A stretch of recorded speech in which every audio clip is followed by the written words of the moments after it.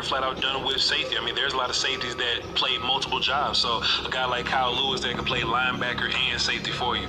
There's going to be a lot of options, but it's a long wait though. So you're going to have to wait and see what the board does to you. But I don't even think tackle's out of the question. Like D tackle, and you know, there's a bunch of dudes that could fall there. So a ton of options. But I'm really excited about day 3 and the 4s that you got today. I'm really excited about them. Remember, you pick at 112, 114, and 137 in the 4th. Yeah, I mean, I consider to move. You can move back up. Yeah, and I would. I mean, I'd consider to do that, especially if you like one of these linebackers. You know, is C.J. Allen, their guy from Georgia? Could I get him to ride with me on Jacob Rodriguez from Tech, Anthony Hill Jr. from Texas, Trotter from Mizzou? I think those are the guys that I think, you know, those are plug and play. They can be instant starters. I think that maybe at 92 you could look at a Jimmy Rolder from Michigan. He's a player I like a lot. Bryce Betcher, maybe. Keyshawn Elliott from Arizona State. Maybe those are guys that you could look at. But, guys, there's so many good defensive backs. Like, corner is in safety. Like, these guys are going to be steals on day 2, whether it's Pons from Indiana, Rivers from Duke, Bud Clark from TCU, a safety. I mean, Trayden Stukes is still out there. He'll probably come off the board pretty quick tomorrow. And then wide receiver. I still think in the 3rd round, and Bobby, I think you've made the point of, like, they're not going to come out of the draft without a receiver. There could be, if they stay at 92, could a Skylar Bell from UConn get there? Could Elijah Surratt from Indiana, Jeremy Bernard from Bama, Ted Hurst from Georgia State's a player I love. Hurst will go early tomorrow. Okay. Stribling is a guy from Mississippi State that's got a ton of buzz right now. There's a lot. I mean, where does Chris Bell from Louisville, who I think could have been a first rounder, a lot. But yeah, because of that, I mean, does he slide? There's a lot of really good names. I know last week there was one team that said Chris Bell was a 4th rounder. Okay. Give me the picks again that Dallas that we were talking about in the 4th round. What numbers are they, please? 114 is what they got today. 37. So they've got 112 too, right? Yes, they do. I'm looking at that combo, 112 and 114. They could move one of those 2 picks, pair it with 92 and go up a little further. Now, this is where I'm going to do this. I'm probably going to take that 114 or 112, and I'm going to trade it for a veteran linebacker. That's what I'm going to do. Wow. I mean, we talked about with the Dolphins, you know, their possibility. I think this is where, I think that the fact that they have these picks, I know there's some linebackers on this, but man, I kind of feel like, listen, if you can get a veteran, get them both. If you want to draft a linebacker and then take one of those picks and move it for one of these, you know, there's teams out there that are interested. Let's see what's going on down in Houston. You know, circle back with them. Miami, circle back with them. It looks like Miami wants to collect picks. Yeah. You know, just circle back with these teams that you maybe had some conversations on. I think they're going to need to go get a veteran guy, and maybe this opportunity of moving, you know, 114 or 112 might be the ticket to do that. Plus, then take the whatever pick you don't use, and then draft and kind of get both those linebackers taken care of at one time. And let's say one of those teams, Brooks at Miami, right? Is who we're talking about? I don't know. Well, I don't know that we can. We can't talk about names. Oh, I'm sorry. My bad. My bad. My apologies. My apologies. That's all hypothetical. It's Hypothetical. Okay, you can Jimmy trade. Brooks is the GM at Miami. Yeah. I think he's on the coaching staff. Broadus was thinking about Robert Brooks. He used to play receiver for him in Green Bay. South Carolina, he was a good player. He was. Yeah. Well, Even his middle name is Brooks. let's say one of those teams wants a 3rd round pick. They want a 3rd round pick for one of those veteran linebackers. Yeah. You could take 92 and ship that off. Yeah. Or you could take 112 and 114 and get back into the 3rd yourself. Sure. There's enough value there where you could get back into the 3rd, because 92 is the back half of the 3rd round. You know, anyway. Jerry Jones and them, I know they moved a 3rd for George Pickens. I mean, the 4 didn't work out for Lance. The 4 didn't work out for Mingo. But that's, now you've kind of got that. And like I say, there's teams I'm looking at, okay? I'm looking at these teams that potentially have these linebackers that teams are willing to move. Let's see. Let's entice them. Maybe go into the day thinking, hey, would you be willing to and make a run at one of these guys? All right, so as the 1st round comes to a close, Cowboys take Caleb Downs at 11. They take Malachi Lawrence at 23. We're going to step aside and hand things over to the AT&T Media Center up here at the Star in Frisco and hand it over to the front office of the press conference following the 1st round. The contact balance, though. That's it. Good contact balance. You can't fall from is it? We're done here. Hey, is that one of them cowboy readers? Maybe. That's exactly No, it's water. Not yours, All right, Calvin. Hold on. All right. Good evening. Calvin Watkins, Dallas Morning News. As the draft was going on, I was surprised text you in the morning? to see the ability to get Downs there at 11. Well, we had high respect for him to be trite, and really felt that others did too. I like those odds at I like those odds when you draft and when the Mavericks got that center. So I tried to beat them with the odds of us picking Downs at this spot was. I still think they got us by percentage or point, but we beat some odds there to have him there. Class of the Dallas Cowboys. You traded up. Can you just talk about the decision? Do you think somebody else is going to come up and get him? We just want to make sure you got your guy. Yes, definitely. He was a prize for us sitting there. He's a prize for us sitting there with the fives, without the fives. When it would absolutely cut your heart out, and we've had it done. I've had it done. I was just thinking of the times that we've been the next pick and had somebody move up and get him. And we had every reason to think that might be happening. And so wore it for several minutes there of, well, what if there's nobody there to get him? You spent some fives you didn't need to spend. And didn't like that feeling, so we spent them. Didn't want to lose him. Todd Archer with ESPN. Can you talk about Lawrence and how you envision him fitting in this defense with Christian Parker? Yeah, I think, we love the ability to rush the passer. We feel great about what we have with RG and Ezaraku, James Houston, but this guy's got tremendous upside. His first step quickness, Todd, is elite. The ability to turn his toe and run the edge, as we like to call it, is, we think, elite. And then, of course, the one thing I love about the guy is he has an innate ability to attack the football while he's attacking the quarterback. And then we feel like, you need athletic edge pieces in this defense, in this division, because of the quarterbacks you're going to see. Jackson Dart, Jaden Daniels, Jalen Hurts, and it's nice to have a guy in-house like Coach Brim that's been around him. But this is a guy we've been talking about a lot over the last, I'd say, week to 10 days, and had him in for a top 30, and really, really excited about getting the chance to get him. Stephen, in 2005, you had 2 first-round picks. You used them on defensive players in Ware and Spears. This year, moving to a 3-4 like then, you used 2 defensive players in Downs and Lawrence. Is this too much of a stretch to think that was part of the thought process when you were making the move? Well, I damn sure hope it works out that way, because that worked out in a very positive way for us. And, of course, that along with the rest of the draft, which we still got a lot of wood to chop in terms of the rest of the draft. But I do think we got 2 really good football players that, starting with Christian Parker, had a tremendous vision for what these guys could do for our defense. And I think that was so important to us that they could come in here and make a big difference. Obviously, Caleb, I think Downs has tons of versatility in terms of what he can do for us on the defensive side of the ball, whether it's playing in the nickel, being a corner, whether it's playing safety.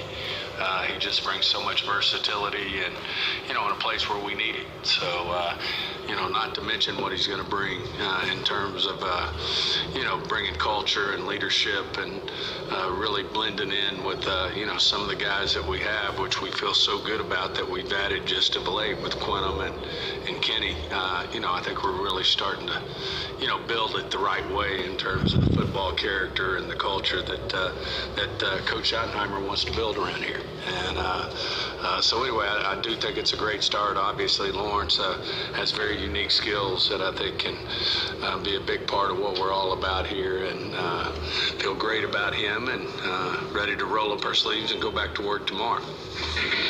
John Machado with The Athletic for Will. When did kind of Caleb first get on your radar, and what stands out most to you about him? When he was a freshman at Alabama, you saw him playing, and amongst all those guys, you saw somebody that was different.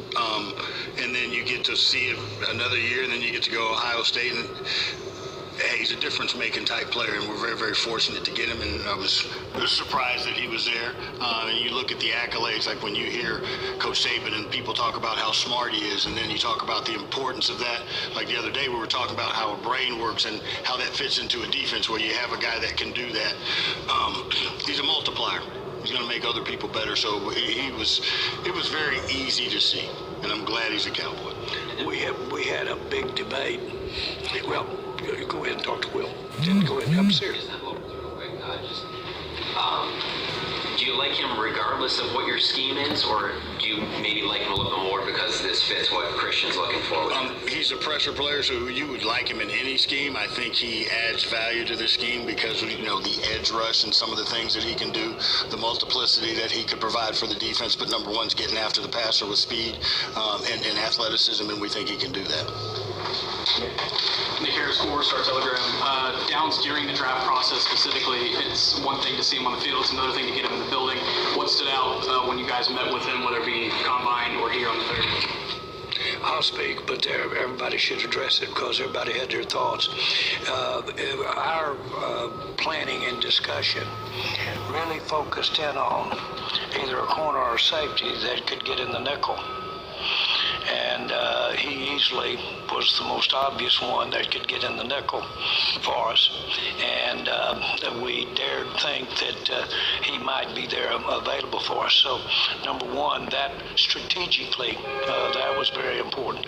And then just to show you how things go, we spent, we had one player that we had a, let's say, heated discussion regarding before the draft today, and it was whether the other player went way earlier than that, but it was Lawrence or the other player, so I'm not going to get involved with the other player because he's on another team now. But still, the bottom line is that we are really we really had a player in mind that we thought had tremendous upside, that fit us, and that we could accept the downside if there were any on him. And so the only thing we didn't do that we'd hoped to do was to maybe take some more chances and let the decision on Lawrence go for about 8 or 10 more, and we trading and getting more picks so that we could add a big player. And we all decided, and had it decided for us too, because the trade to our satisfaction wasn't there. So we really had these guys as far as what they could do for the defense. And if we were going to come out of here and not have addressed every hole that at least a personnel picture there could address after this draft, we tried real hard to get these two positions as well as another position on defense, and we accomplished a lot in there today. And I'll say this, Caleb in the interview, the cool thing for us is when you bring, 8 to 10 guys in, Nick, you kind of figure out who they follow. And it was very evident that, Caleb's got that personality, that demeanor that the guys gravitate to him. I'm talking about the other players, other elite players around the country.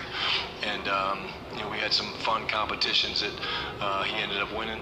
And it was cool to see him in that environment. And you see his personality, and you can see why he was able to play at such a high level as a freshman at Alabama, because he's wired the right way. Gave up those 2 fifth-round picks. Was it kind of a situation at 20 where you were maybe seeking a trade back to try to pick up more capital, or did it just kind of fall in your lap?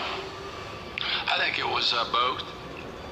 I think it's always nice. We felt like we could trade back a little, and we obviously the guy we would have picked there, we ended up picking three picks later. It worked out for us. But we also had some other good football players that we had targeted that we could live with.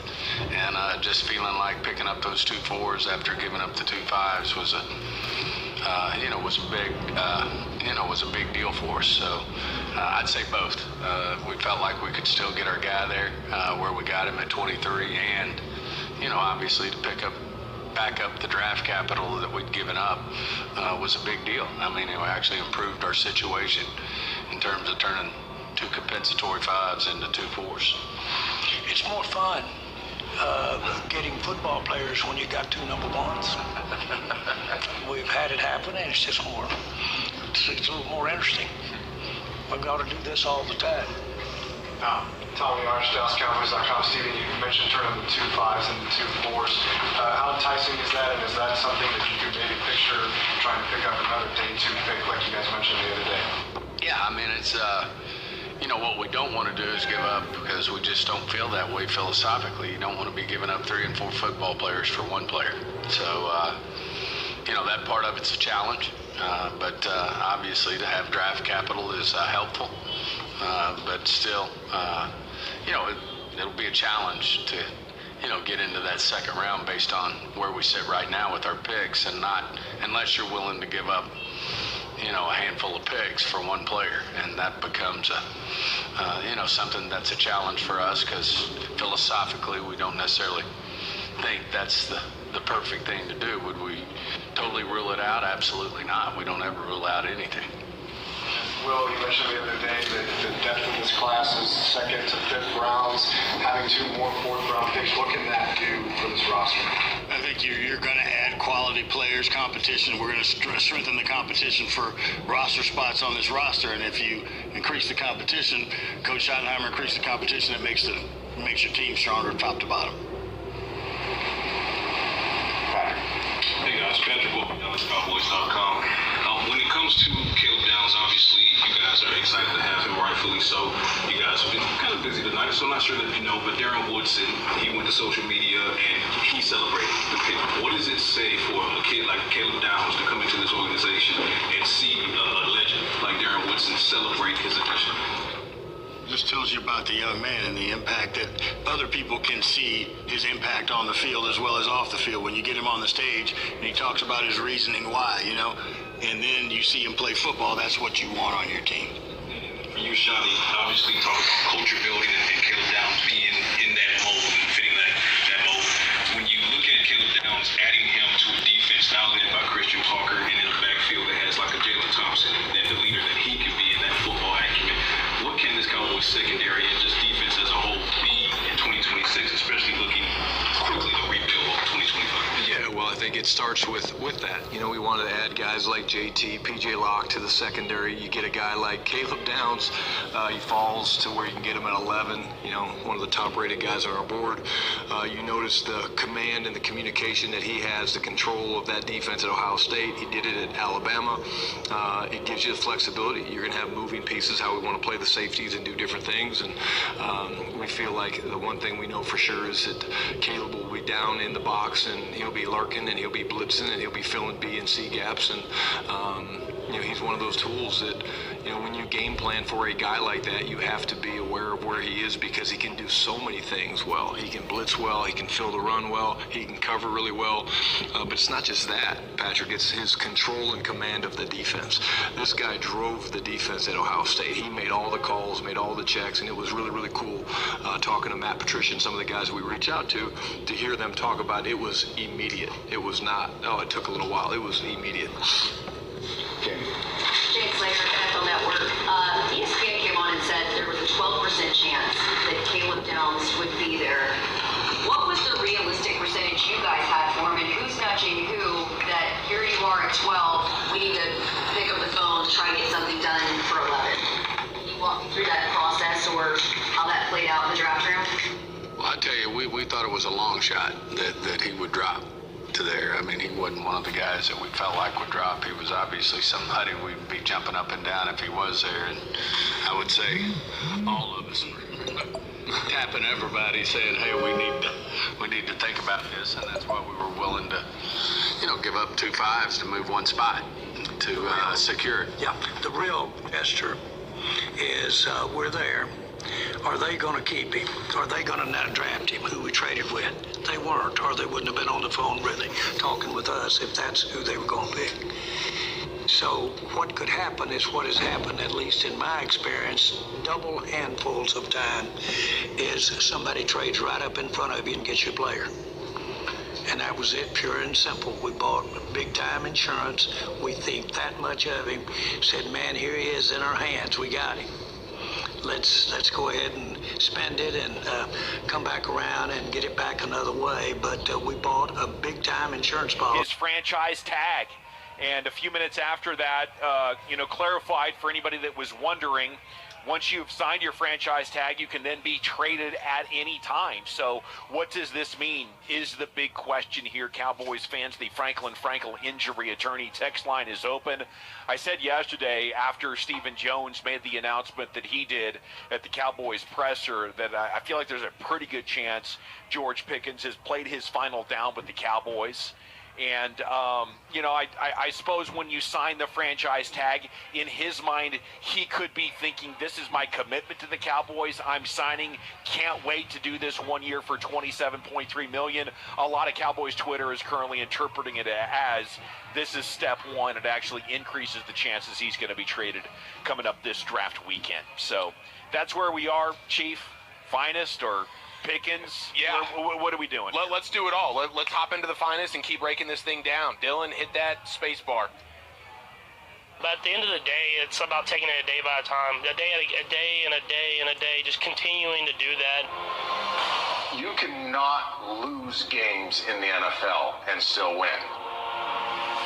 To win games, you have to win the game, not lose the game.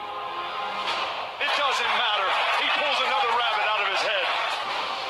Okay, so this is a lot. I mean, all the momentum since yesterday when Stephen Jones dropped that nuke there in the presser we've been on George Pickens alert, right? And then we also had, and Walchuk mentioned this earlier in the show, but you had Chad Johnson just a few hours ago, Ocho Cinco, and maybe that wide receiver fraternity is pretty tight. Maybe they're all in a little group chat together.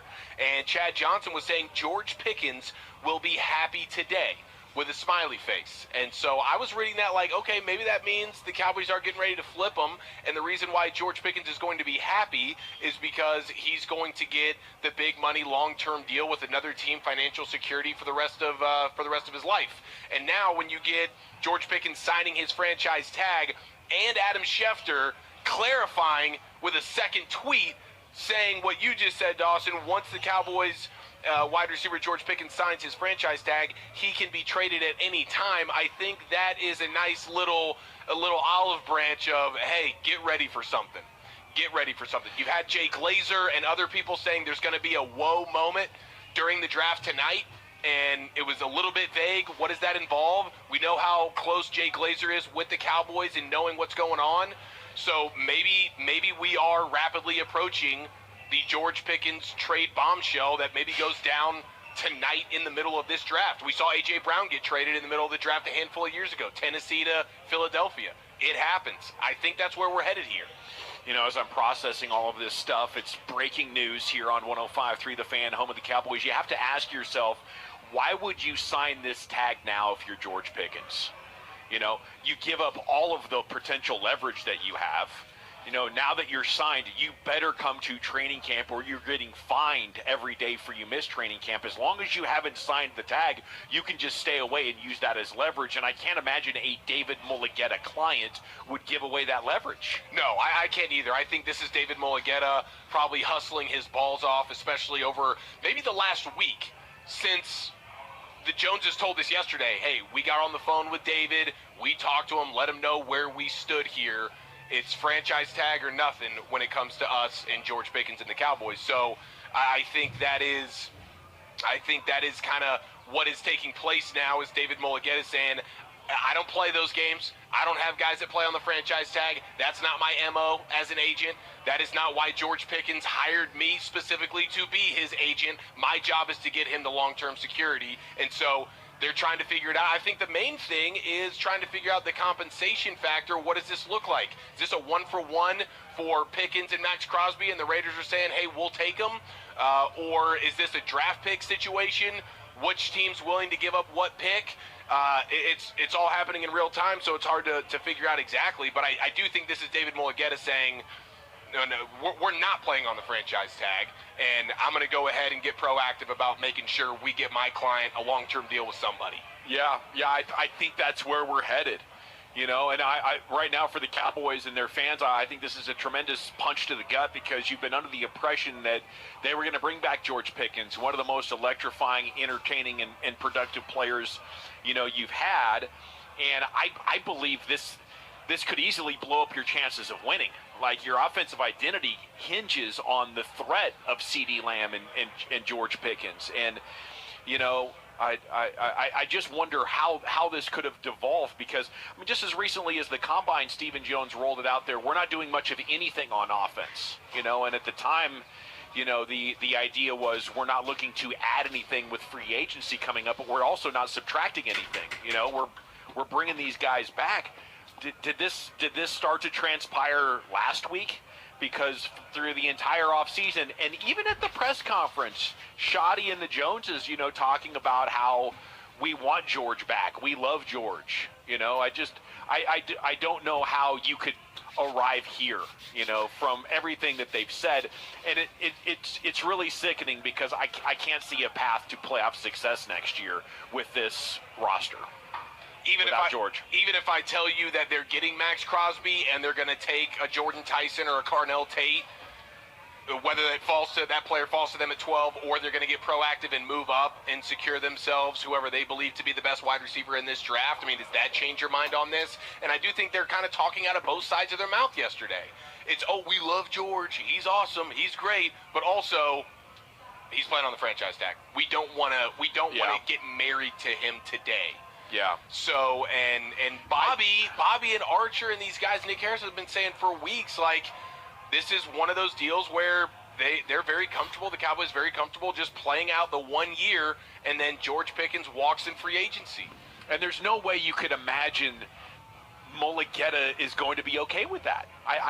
It's totally believable to think the Cowboys, that sounds good to them. Right.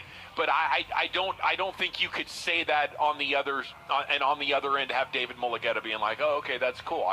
Could you even say that with a straight face if you're the Cowboys to a David Mulligetta client? We're not even going to negotiate with you the rest of this time. So, yeah, I do think it's very difficult to imagine their tackles, are going to be good enough with a regular wide receiver core. Like, you need a superhuman wide receiver core to win with these tackles. I think your run game takes a hit. So your offense, that wasn't the best offense. It wasn't even a top 3 offense. It was closer to number 6 or 7. I think that comes back to average, and you're fighting just to make your defense average right now. That's like best case scenario. Even if you would add Max Crosby, your corners and your linebackers aren't good enough. Yeah, I get what you're saying for sure. And now we're living in a hypothetical land where I'm trying to figure out with Cleveland. Everything we're talking about with Max Crosby, could we be talking about it with Myles Garrett and the Cleveland Browns? And now we're trading George Pickens, and it's going to be more than just George Pickens. It's probably George and number 12 and maybe number 20. But you try and get Myles Garrett from Cleveland. I don't know. That's just me throwing crap against the wall right now. But that is one of those needle movers in a Myles Garrett that you say, okay, we're losing the offensive firepower, but now we're getting the best player in the NFL defensively. Like, that could be something that I think would, because, listen, the text is reflecting it, and all season and all off-season, Cowboys fans, the large majority, pro George Pickens. Yeah. When they see him get traded tonight, they are going to raise hell.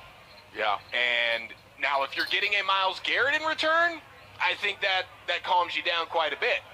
Max Crosby somewhat calms you down, but Myles Garrett would take it to the next level and be like, okay, we're giving up a super beast offensively, but we're getting the best defensive player in the draft. How good do you think that Cowboys defense is? Let's say you can get Myles Garrett, and what are you giving up? You're giving up George Pickens in 20 in this scenario? I think you're probably giving up George Pickens in 12. If you're getting Myles Garrett, Yeah, I mean, it'd be hard-pressed to imagine it would be anything less than that. And so how good are you going to be? You still got to figure out the linebacker spot, right? For sure. And you probably need another corner. So I don't know. That's a good question. You feel like your defensive line is the best in the NFL. You have Quinnen Williams and you have Myles Garrett. And even with Quinnen Williams and Max Crosby, assuming Crosby is his normal self after this injury, you're still probably talking about having the best D-line, or one of them, at least from a starting standpoint, maybe not the depth, but from a starting standpoint, the best D-line in the NFL? Would you rather have the best wide receivers or the best D-line? I'll take the best D-line. Yeah.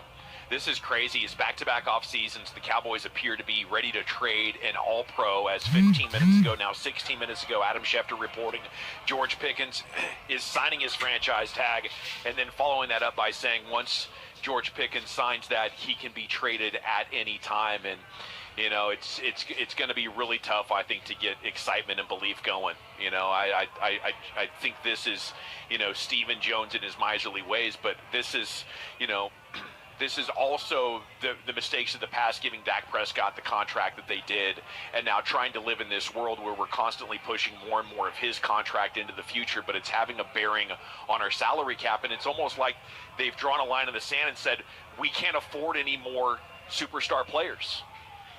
That's what this means. Like, we can't add any more players who are at the top of their game with the dynamics that where we're at right now. We got to flip all of the switches just to get under the cap to go spend $50 million on a bunch of average free agents. You know, we have essentially shopped with a credit card through our entire 20s and kept pushing it back and getting bigger and bigger lines of credit. And now we're in our 30s, and, you know, we've managed to hit a, you know, a decent time in our life, but the debt from our past is, you know, soaking up all of our resources that we have today. Yeah. You know, and if that's the case, it's gonna be tough to add difference-making players to push this team over the top. And I wonder if we're just, you know, surviving until you get finally beyond Dak Prescott's contract, eat all of that dead money, and do a hard reset. Yeah, and I hate the idea of just punting on this particular window that you're in right now. Like, why have the highest paid quarterback in the league if you're just going to skimp around everywhere else and maybe make the playoffs or miss it once again? So I think that's why, if you are moving on from Pickens right now, you got to get a ready-made veteran player in return. Is that Garrett? Is that Max Crosby? Something to where it's like, we're not saying we can't pay and we don't want big money players. We just want to balance our roster a little bit, and you can get wide receivers. Now, you're not going to get a George Pickens level talent, right? No. But you can get a quality guy. Let's not forget, you still have CeeDee Lamb. So can you still come away from this draft with a quality prospect to go ahead and be wide receiver 2, but you've also added a star caliber player defensively? I think that's something that needs to happen here, unless you're getting a haul of picks for George Pickens, but we've been given no indication that that's the case. What we've understood is that Pickens is worth a second-round pick. And if that's what this comes to tonight, where you're losing George Pickens and you're getting a second-round pick for him and that's it, I understand the frustration, and I will be absolutely frustrated as well. I think you need, if I'm moving on from a ready-made, all-pro caliber talent right now, I need something in return right now, because we're trying to win in the next 2-3 years. That needs to happen. Yeah, it does. And, you know, maybe this is balancing the resources to say it's not realistic to have 2 wide receivers at the top of the market. Christian Parker needs more resources, so, you know, when Jerry talked at the Combine, it was like the best possible place we could make our defense would be around league average. Maybe they're pivoting and saying, we're going to bring our offense back to league average. We're going to sink that $28 million into a couple of linebackers. We're going to trade George Pickens for a ready-made star to solve our edge needs. Maybe, you know, maybe try to push this defense into top 5. Yeah. We'll lead with defense and then have a pretty good offense with, you know, I mean, CeeDee Lamb could go out there and have a 2,000-yard season with 140 catches. Yeah. You know? Yeah, and I do think they are very aware of the idea that they need pass rush help. Yeah. Like, all the guys that are super in the know with this team are like, yeah, they're not trading up, but if they did, they would want to go get a Bailey, right? the best pass rusher who could step in day one and get after the quarterback. They know they need a pass rusher. So maybe that's what they're trying to do, balance out the roster and go get a certified edge rusher right now today, because that's definitely, I know choppy and a lot of people, it's the linebackers, the corners, the secondary. No, you need somebody that can get after the damn quarterback. Borderline irresponsible thing I got to bring up before we hit the break and get to G-Bag of the day, and Cowboys draft show's coming up at 6 o'clock. If you could get a 1+ for CeeDee Lamb, that's the move to make tonight. Trade CeeDee Lamb for better draft capital. Keep George Pickens, who's just as good as CeeDee Lamb. In a perfect world, in a vacuum. You can't do that because he wears 88. CeeDee Lamb has been here a long time and he's more established. But I think if you want to get closer to winning and maximize your assets, that's what I would want to know right now if I was up there in that Cowboys war room. Just call around, see what the offers would be for CeeDee Lamb too. Yeah, and I think a lot of it comes down to just, I guess they trust CeeDee Lamb more than they trust George Pickens. Yeah. That's probably what it is. And maybe you don't want to sacrifice what Shoddy's trying to build here as far as the culture and the rah-rah and the enthusiasm, and everybody's a professional, and we have a commitment to each other as brothers. And maybe, doing a long deal with a guy who doesn't want to show up on time for your meetings is kind of a deal breaker. I would make exceptions for guys. Everybody as good as George Pickens. Let us know when you'll be at the meetings, because we need you on game day. But I do wonder about that as well, because for the on the field stuff, you can't make a case that you got to see more from George Pickens to me. Did he produce big time in Pittsburgh? No. Their offense was pathetic, and their quarterback was even worse than their scheme. With the Kenny Pickett's and the Russell Wilsons and the Justin Fields and all that. And he still put up respectable numbers. Yeah. It wasn't like he was just a useless player. Led the league in yards per catch once or twice. Yeah. All right, we got to run. We're live at Pluckers in Plano. What a news bomb here at the top of the hour. If you missed it, George Pickens is signing his franchise tag, which makes it logistically possible for now him to be traded at any time. Where's this thing going? Of course, the entire team of 105 Through the Fan insiders and DallasCowboys.com crew is going to come together once again at the top of the hour for the best draft coverage you'll be able to get anywhere in the world. We're coming back to hit the expressway. Jared Sandler will join you, get you set for this Rangers-Pirates finale, and then we'll be back into these draft storylines coming up next in the nation. I want to chat Men's T Clinic with you before we do anything else, though, because, man, if you're running on empty, if you're stuck in low gear and you want to get supercharged, you want to be that younger, more alpha, more energized version of yourself, you can do it. Just go to Men's T Clinic. Those are the guys that I think, those are plug and play. They can be instant starters. I think that maybe at 92 you could look at a Jimmy Rolder from Michigan. He's a player I like a lot. Bryce Betcher, maybe. Keyshawn Elliott from Arizona State. Maybe those are guys that you could look at. But, guys, there's so many good defensive backs. Like corner is in safety. Like, these guys are going to be steals on day two, whether it's Pons from Indiana, Rivers from Duke, Bud Clark from TCU as safety. I mean, Trayden Stukes is still out there. He'll probably come off the board pretty quick tomorrow. And then wide receiver. I still think in the third round, Bobby, I think you've made the point of, they're not going to come out of the draft without a receiver. There could be, if they stay at 92, could a Skylar Bell from UConn get there? Could Elijah Surratt from Indiana, Jeremy Bernard from Bama, Ted Hurst from Georgia State's a player I love. Hurst will go early tomorrow. Okay. Stribling is a guy from Mississippi State that's got a ton of buzz right now. There's a lot. I mean, where does Chris Bell from Louisville, who I think could have been a first rounder, a lot. But yeah, because of that, I mean, does he slide? There's a lot of really good names. I know last week there was one team that said Chris Bell was a fourth rounder. Okay. Give me the picks again that Dallas obtained that we were talking about in the fourth round. What numbers are they, please? 114 is what they got today. 37. So they've got 112 too, right? Yes, they do. I'm looking at that combo, 112 and 114. They could move one of those two picks, pair it with 92 and go up a little further. Nah, this is where I'm going to do this. I'm probably going to take that 114 or 112 and I'm going to trade it for a veteran linebacker. That's what I'm going to do. Wow. I mean, we talked about with the Dolphins, their possibility. I think this is where, I think that the fact that they have these picks, I know there's some linebackers on this But man, I kind of feel like, listen, if you can get a veteran, get them both. If you want to draft a linebacker and then take one of those picks and move it for one of these, there's teams out there that are interested. Let's see what's going on down in Houston. Circle back with them. Miami, circle back with them. It looks like Miami wants to collect picks. Yeah. Just circle back with these teams that you maybe had some conversations are. I think they're going to need to go get a veteran guy, and maybe this opportunity of moving 114 or 112 might be the ticket to do that.